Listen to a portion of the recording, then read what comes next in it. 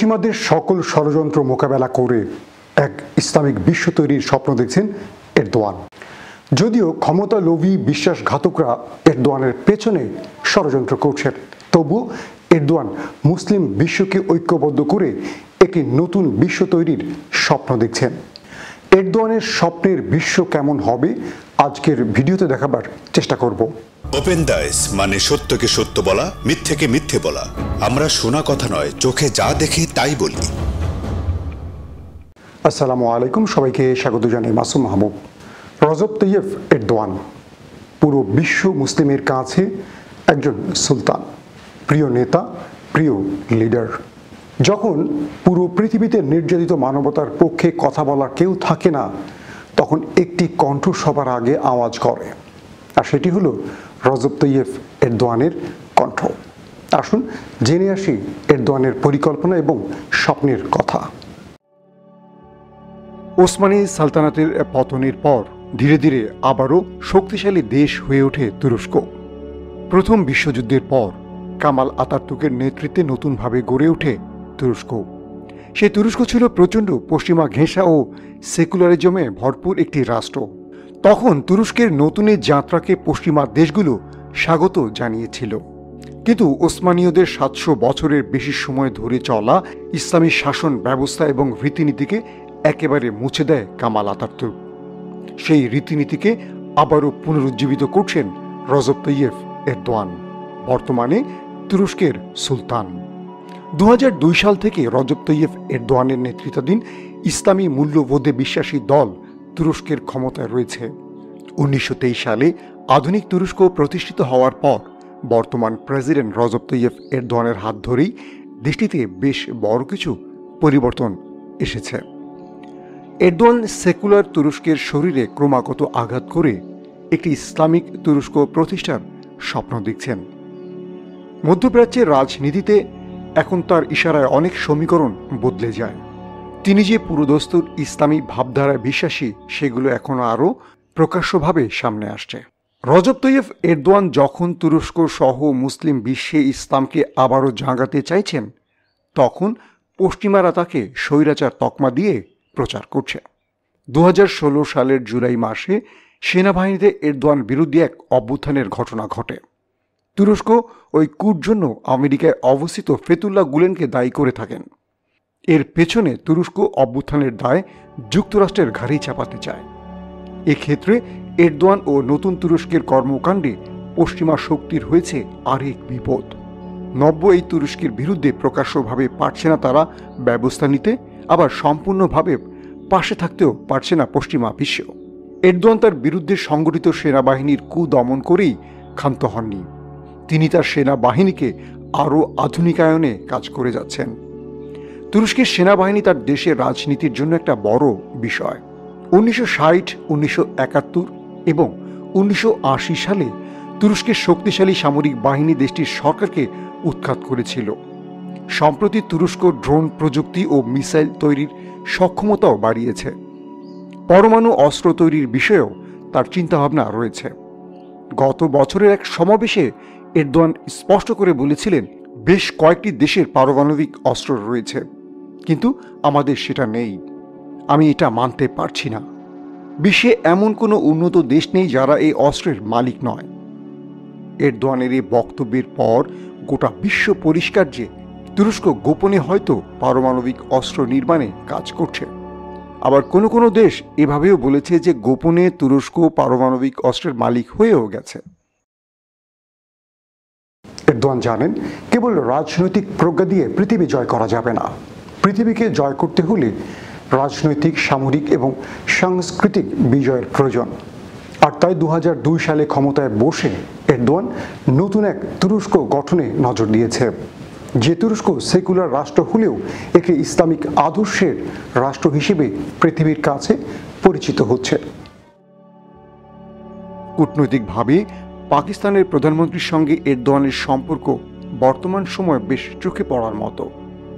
যখন তুরস্ককে পারমাণবিক শক্তিধর রাষ্ট্র বানিয়ে ফেলছে বিশ্বের কিছু দেশ, তখন এরদোয়ানের নজর বিশ্বের শক্তিশালী মুসলিম দেশগুলোর উপর। তিনি একটি ভ্রাতৃত্বের বন্ধনে মুসলিম বিশ্বকে এক করতে চাইছেন। কূটনৈতিকভাবে পাকিস্তানের প্রধানমন্ত্রীর সঙ্গে এরদোয়ানের সম্পর্ক বর্তমান সময় বেশ চোখে পড়ার মতো। মালয়েশিয়ার সাথেও বোঝাপড়া ভালোই। অন্যদিকে বাংলাদেশের সঙ্গে তিক্ততা কাটিয়ে আবার বন্ধুত্বে মনোযোগ দিয়েছে এরদোয়ান।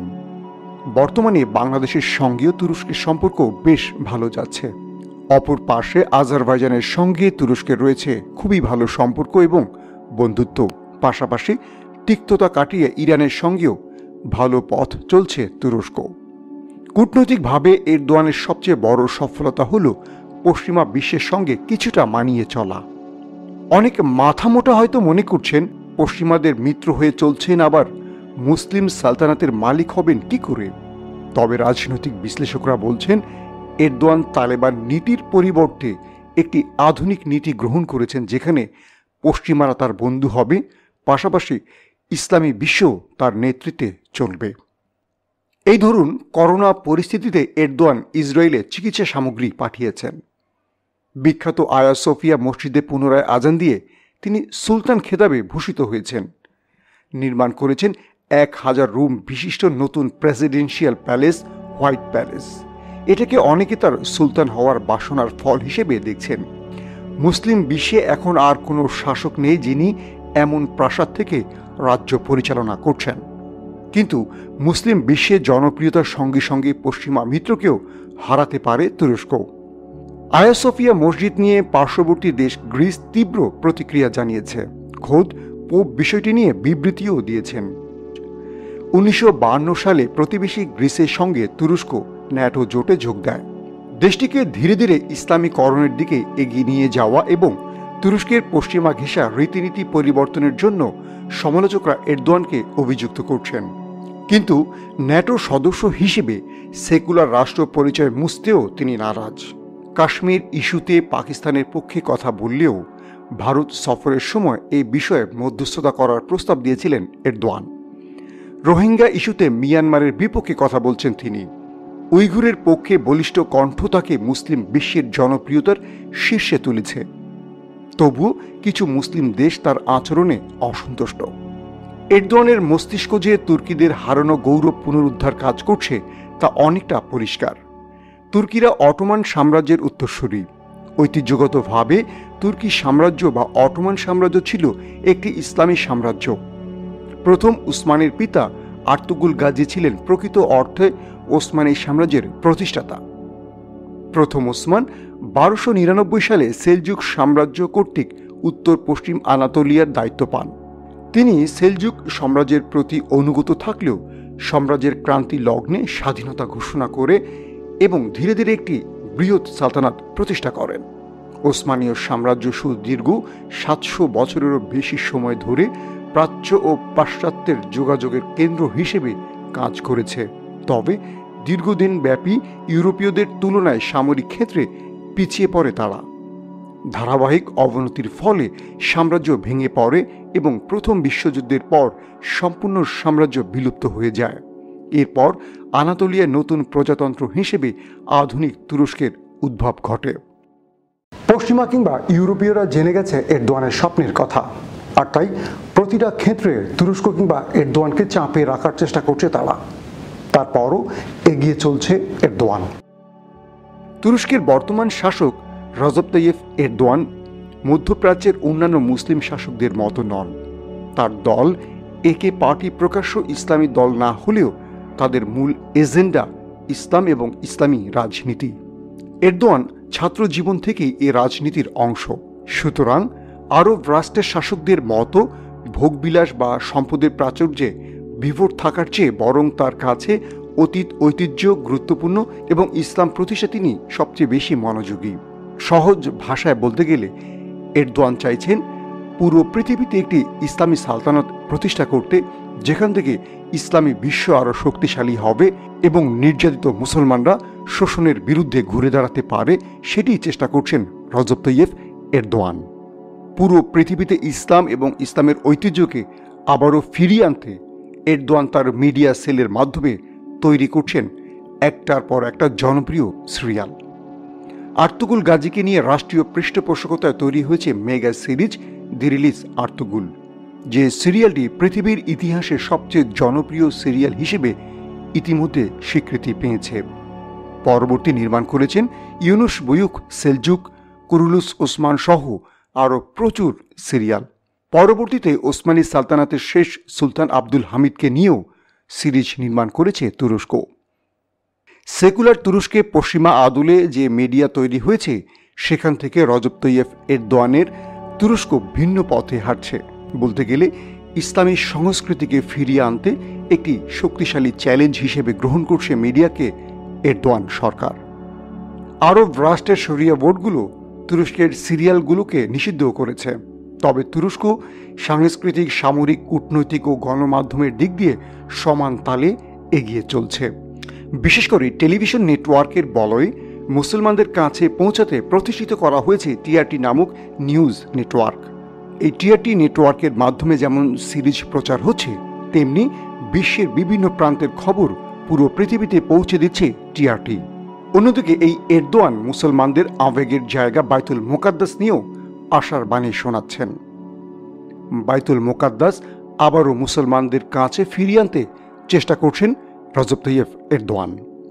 অন্যদিকে এরদোয়ান নিজের দেশের সীমানার বাইরে সিরিয়ার একটি বিশাল অঞ্চল দখলে রেখেছেন। সিরিয়া ছাড়াও লিবিয়া ও কাতারে তুর্কি সেনা রয়েছে। গ্রিস, ফ্রান্সের প্রভাব কমাতে লিবিয়ার সঙ্গে চুক্তি করেছে তুরস্ক। খনিজ সম্পদ আহরণের নামে তুরস্ক সাইপ্রাসেও তাদের উপস্থিতি বাড়িয়েছে। আফ্রিকা ইতিমধ্যে নিজেদের বেশ প্রভাবশালী জায়গায় নিয়ে গেছে তুরস্ক। এরদোয়ান যুদ্ধ বিধ্বস্ত ও দুর্ভিক্ষগ্রস্ত সোমালিয়ায় ভ্রমণ করেন 2011 সালে। সেখানে সহায়তার নামে সামরিক ঘাঁটি স্থাপন করেন তিনি। তবে এরদোয়ানের বাসনা পূর্ণ হওয়ার সবচেয়ে বাধা হয়ে দাঁড়িয়েছে জাতিসংঘের নিরাপত্তা পরিষদ। দ্বিতীয় বিশ্বযুদ্ধের পর বিশ্বের পরিস্থিতি বদলে যায়। দুনিয়ার কর্তা হয়ে ওঠে 5 মোড়ল রাষ্ট্র: যুক্তরাষ্ট্র, ব্রিটেন, চীন, রাশিয়া ও ফ্রান্স। ফলে বিশ্বের বড় বড় সব সিদ্ধান্ত নেন এ দেশগুলো। এখানে তুরস্কের কোনো ভূমিকা রাখার সুযোগ নেই। ফলে এখানেও পরিবর্তন চান এরদোয়ান। গত বছর জাতিসংঘে আফ্রিকান বিজনেস ফোরামে তিনি একটি প্রস্তাব দিয়েছিলেন। তিনি বলেছিলেন, ওয়ার্ল্ড ইজ গ্রেটার দ্যান 5। এর আগেও তুরস্ক প্রায় 1 দশক ধরে জাতিসংঘের নিরাপত্তা পরিষদ পুনর্গঠনের পক্ষে জনমত তৈরির চেষ্টা করেছে। কামাল আতাতুর্কের তুরস্ক থেকে এরদোয়ান তার তুরস্ককে ইসলামী ভাবধারা ও ওসমানীয় খেলাফতের দিকে অধিক ধাবিত করছেন। এরদোয়ান এখন হোয়াইট প্যালেসে বসে চাচ্ছেন তুর্কিদের ইতিহাস ঐতিহ্যকে পুনরুদ্ধার করতে। অনেকেই মনে করেন সশস্ত্র বিপ্লবের মাধ্যমে পৃথিবীতে ইসলাম প্রতিষ্ঠিত হবে, কিন্তু এরদোয়ান মনে করেন শান্তিপূর্ণ উপায়ে পৃথিবীতে ইসলাম প্রতিষ্ঠা সম্ভব।